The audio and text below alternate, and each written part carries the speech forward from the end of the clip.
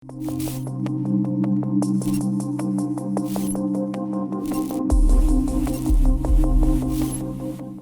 ერთად არის უკვე გალტენ ტაგარტის საბროკერო მიმართულების გაყიდვების დეპარტამენტის ხელმძღვანელი.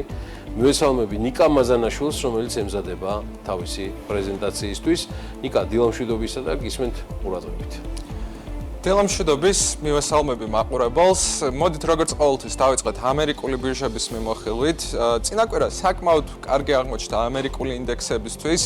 Dow Jones-ის ინდექსი დაახლოებით 1.6%-ით გაიზარდა, S&P 500-ის ინდექსი, რომელიც 500 ყველაზე დიდ კომპანიას მოიცავს ამერიკულ ბირჟებზე 1.9%-ით, ხოლო Nasdaq-ის ტექნოლოგიური კომპანიებით გაჯერებულმა ინდექსმა დაახლოებით 2%-იანი ზრდა დააფიქსირა. ძალიან ბევრი სხვადასხვა ინფორმაცია მივიღეთ წინაკვირის განმავლობაში, რომლებმაც შეუწყო ხელი ბირჟების დასთან, კვირის ბოლოს ცოტა ამ ზრდის ტემპის შენელებაც ვიხილეთ. პირველ რიგში აუცილებლად უნდა ვისაუბროთ ტარიფებთან დაკავშირებულ სიახლეებზე. წინაკვირის დასაწყისში ტრამპმა გააკეთა განცხადება, რომ ორი კვირით ადრე გამოცხადებულ 50%-იან ტარიფებს ევროპისთვის ის გადაავადებს, რაც ბირჟებს ძალიან გაუხარდათ. შემდეგ იყო ამერიკის საერთაშორისო ვაჭრობის ორგანიზაციის გადაწყვეტილება, რომ შეიძლება ტრამპის ტარიფები არ იყო მთლიანად ლეგალური და დააპაუზეს ეს ტარიფები, მაგრამ ესეც ინვესტორებმა საკმაოდ კარგად მიიღეს, თუმცა კვირის ბოლოსკენ სააპელაციო სასამართლომ ამერიკაში ეს გადაწყვეტილება დააპაუზა და ამის გამო კვირის ბოლოსკენ მცირედით ბირჟების ზრდის ტემპის შენელება ვიხილეთ, თუმცა ეკონომიკური მაჩვენებლებიც ამერიკაში საკმაოდ კარგი გამოქვეყნდა, ინფლაცია 2.5%-ზე ჩამოვიდა, რაც ერთ-ერთი ყველაზე დაბალი დონე არის ბოლო წლების განმავლობაში. ბიზნეს კონფიდენსი, ანუ ბიზნესების თავდაჯერებულობა მაისში საკმაოდ გაზრდილი იყო ბირჟების ზრდის ფონზე და ჯამურად ხედავთ, რომ კვირის ჭრილში საკმაოდ კარგი სურათი იყო ამერიკაში. ევროპისკენაც სანამ გადავალთ ცალკეულ კომპანიებზეც რო ვისაუბროთ, Nvidia-ს გარკვეული შეფასებებით ერთ-ერთ ყველაზე მნიშვნელოვან კომპანიას მთელ მსოფლიოში ჰქონდა წინაკვირაში საკუთარი კვარტალური შედეგების პრეზენტაცია. Nvidia-ს შემოსავლები მოსალოდნელზე უფრო მაღალი აღმოჩნდა 44 მილიარდი $, რაც წინა წლის იგივე კვარტალთან შედარებით დაახლოებით 70%-იანი ზრდა არის.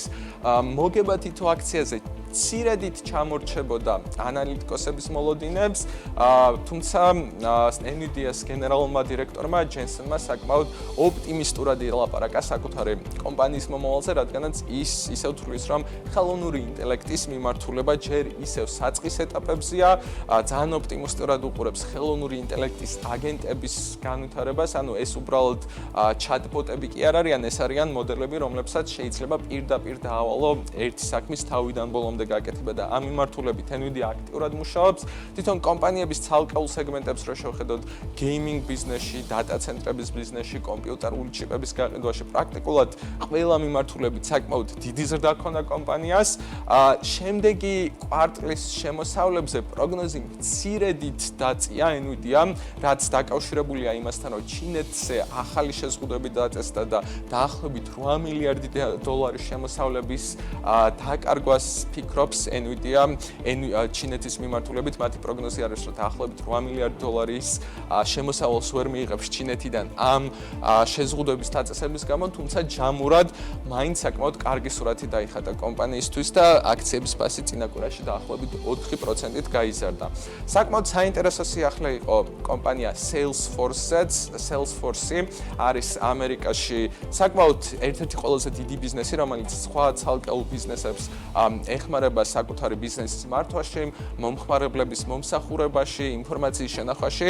Salesforce ერთ-ერთი ტექ გიგანტი არის ამერიკაში ხელოვნური ინტელექტის მიმართულებითაც, ისინი ასევე საკმაოდ სწრაფად დაინტეგრირებენ სხვადასხვა ხელოვნური ინტელექტის ხელსაწყოებს საკუთარ პლატფორმებში და წინაკვირაში მათ მიიღეს გადაწყვეტილება, რომ შეიძინონ კომპანია ინფორმატიკა 8 მილიარდ $-ად. ინფორმატიკა არის ამერიკული კომპანია, რომელიც ბიზნესებს ეხმარება საკუთარი მომხმარებლების შესახებ ინფორმაციის შეკრებაში, გასუფთავებაში, შენახვაში და ამ კომპანიის შეძენით Salesforce კიდევ უფრო მოძლიერდება ხელოვნური ინტელექტის მიმართულებით, მათ სურთ, რომ ერთი მთლიანი სრულყოფილი სერვისი შესთავაზონ ყველა საკუთარ მომხმარებელს, რომელიც მისცემთ მათ საშუალებას, რომ თავისივე ხელოვნური ინტელექტის მოდელები შექმნან და საკმაოდ ოპტიმისტურად არიან ამ მიმართულებით განწყობილი. წინა კვირაში რა თქმა უნდა Salesforce-ის აქციების ფასი შემცირდა, ნუ ეს ლოგიკურიცაა, რადგან საკმაოდ დიდი რაოდენობით თანხა მოუწევთ ამ კომპანიის შესყიდვისთვის, რომ გადაიხადონ, თუმცა ჯამურად ანალიტიკოსებს საკმაოდ ოპტიმისტური მოლოდინები აქვთ ამ კომპანიასთან დაკავშირებით და ბოლოს ხელოვნური ინტელექტს რო გავცდეთ და სხვა ტრადიციულ ბიზნესებზეც გადავერთოთ, წინა კვირის განმავლობაში S&P 500-ის ინდექსში ყველაზე დიდი ზრდა ჰქონდა კომპანია Ulta Beauty-ს, რომელიც არის კოსმეტიკის წარმოებელი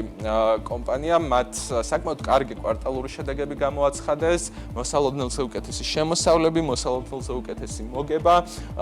თვითონ კომპანიის მენეჯმენტმაც ისაუბრა იმაზე, რომ მიუხედავად ეკონომიკაში არსებული გაურკვევლობისა, მომხმარებლები მაინც აქტიურად ყიდულობენ მათ პროდუქტებს და პროგნოზებით საკმაოდ კარგი ქონდა და ამ აქციის ფასი წინა კვირაში დაახლოებით 17%-ით გაიზარდა.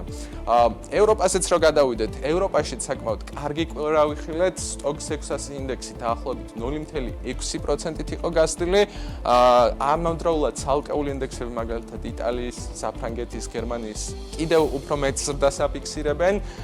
ევროპაში რა თქმა უნდა, აქაც ძალიან დიდად იმოქმედა ინდექსების და აქციების ფასზე ტრამპის გადაწყვეტილებამ, რომ ტარიფების გადავადება მომხდარიყო, თუმცა ამავდროულად საინტერესო არის ისიც, რომ ევროპაშიც საკმაოდ შემცირებული არის ბევრ ქვეყანაში ინფლაცია. მაგალითად, იტალიაში და ესპანეთში ინფლაცია 2%-იან ნიშნულს 1.9%-ამდე ჩამოვიდა, რაც საკმაოდ დაბალი არის ბოლო წლების განმავლობაში თუ შევხედავთ ინფლაციის დინამიკას და გაჩნდა იმისი მოლოდინი, რომ ევროპის ცენტრალურმა ბანკმა შეიძლება შემდეგ შეხვედრაზე ივნისში უკვე გააგრძელოს საპროცენტო განაკვეთების შემცირება, რაც რა თქმა უნდა ძალიან კარგი არის ბირჟებისთვის.